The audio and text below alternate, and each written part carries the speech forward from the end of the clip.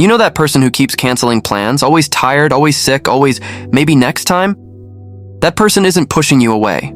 They're actually protecting their peace. If the idea of a Friday night in your pajamas genuinely excites you more than going out, then welcome. You're in the right place. Because today we're diving into the psychology behind people who love staying home. The ones society labels as boring, but science describes very differently. Here's what most people don't understand. Extroverts gain their energy from being around others. The noise, the movement, the social buzz, that's what fills them up. But introverts and people who prefer solitude work the opposite way. Every social interaction, even an enjoyable one, slowly drains them. And home isn't just a place to them, it's the only thing that truly restores them. Psychologists refer to this as optimal arousal theory. Some people need high levels of stimulation to feel alive. Others function best with very little. This isn't laziness. It isn't fear. It's simply how their nervous system was built. But introversion is only part of the story.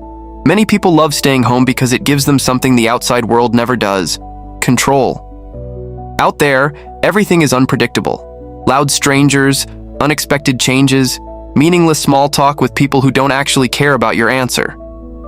But at home, you decide everything. The lighting, the noise level, the energy in the room.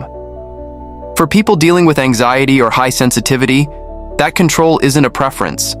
It's a necessity, and here's something that might surprise you.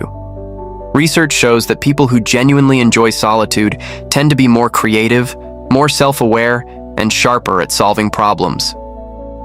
Staying home isn't the same as doing nothing. Some of the best ideas in history weren't born in a crowded room.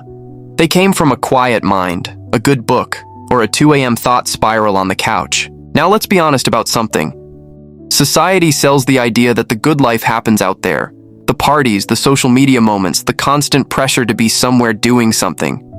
But what if your best life looks like a documentary, a warm bowl of soup, and absolutely no obligations?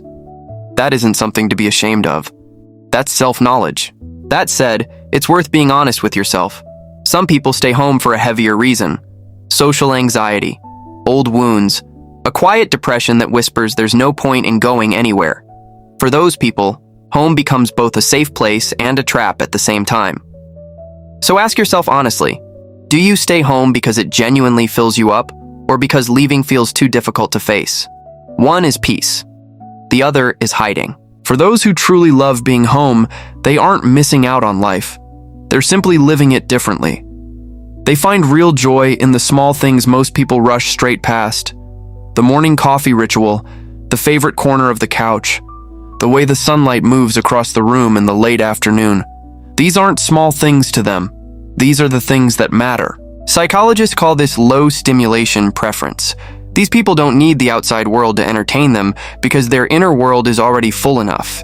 So if you're someone who declines invitations without guilt, who feels completely content on a quiet Saturday alone, who would rather revisit a comfort show than chase new experiences, you are not broken. You are simply wired for depth over noise, for peace over performance. Now tell me, do you genuinely love staying home, or do you think we're all just making excuses for something deeper? And if you want the psychology that most people never get to hear about themselves, the next video is going to hit even harder than this one. Go ahead and click it. You'll know exactly why.